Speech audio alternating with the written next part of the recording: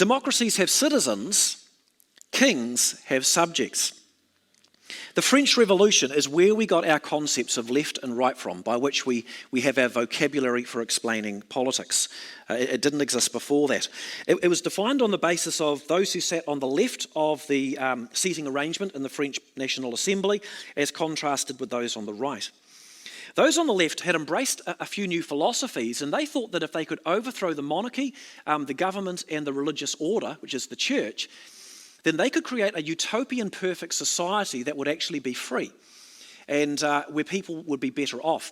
The problem is that the book about the island of Utopia, I think it was called, written a few hundred years prior, about this idyllic socialistic state, the word utopia actually meant nowhere. And I suspect that this was the point. What followed in 1793 was the French Revolution, and instead of producing equality and freedom, it produced inequality as well as tyranny, a lot of suffering and death. Two key thinkers in the background to this were Voltaire and Rousseau. In 1728, Voltaire articulated a strategy which became the pathway to the French Revolution. It was about a 60-year build-up to it. And it was principally a systematic plan to destroy Christianity, because Christianity validates the freedoms of the individual, which is the basis of democracy and freedom as we understand it. This included the removing of Christian art to replace it with abstract art, the mocking of Christian beliefs through public media, the overthrowing of religious orders, and the fabrication of books under the names of people who were already dead to sell them cheaply to try to influence the thinking of the masses. Once religion was largely removed from French culture, reading here, the naive citizens were slow to realise moral restraint was gone. Lawlessness and chaos would therefore follow, out of which the dictator would arise. Under the monarchy, with government and the church, they had around about 700 executions per year. In the beginning of what was called the Reign of Terror, it started with tens of thousands of executions, collecting the royalty, the wealthy, the farmers, the business owners, and the clergy, and killing all of them. But it then moved to killing hundreds of thousands of people because not everyone agreed with their wonderful equal free society.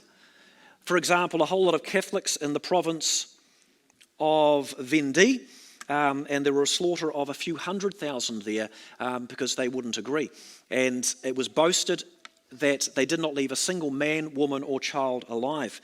But it didn't stop there, because the chaos increased and ran out of control, so much so that they said, we need someone to rescue us. Enter the dictator, Napoleon Bonaparte, who to me has always been a comical character because I love Rowan Atkinson's sort of dramas and these sorts of things, but who in history is a bloodthirsty dictator. And so from about 700 being executed a year, it went to tens of thousands, to hundreds of thousands, and then to millions, because he then led them to attack other nations, resulting in millions of deaths. And this pattern has repeated itself multiple times in our previous 150 years.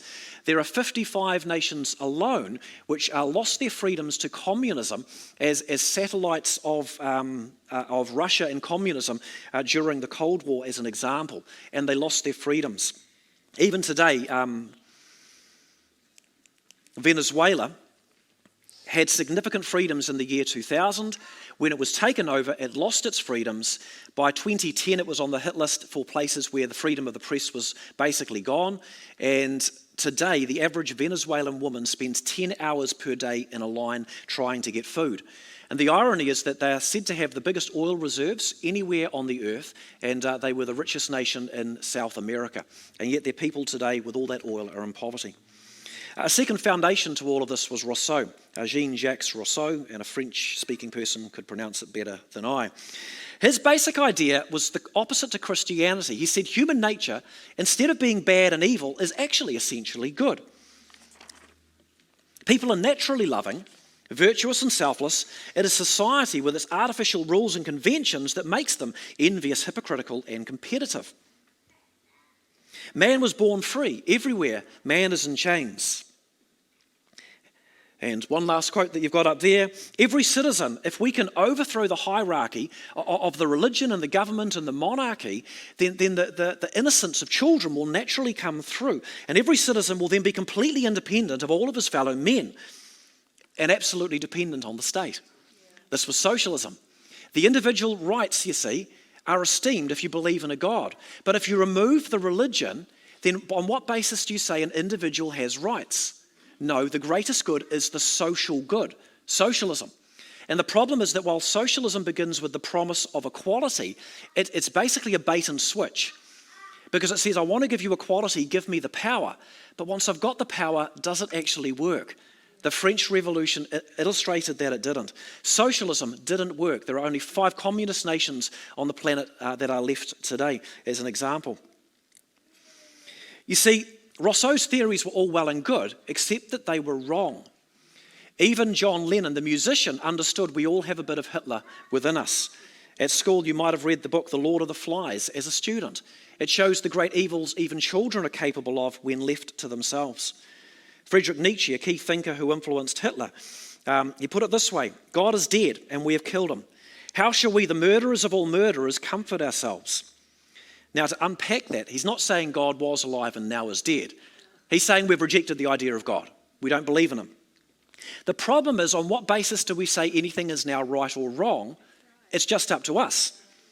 So we've murdered even the idea of murder itself.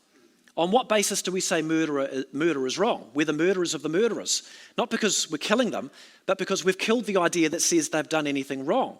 So what hope do we have left? Because what will limit the wrong that we now do and become capable of?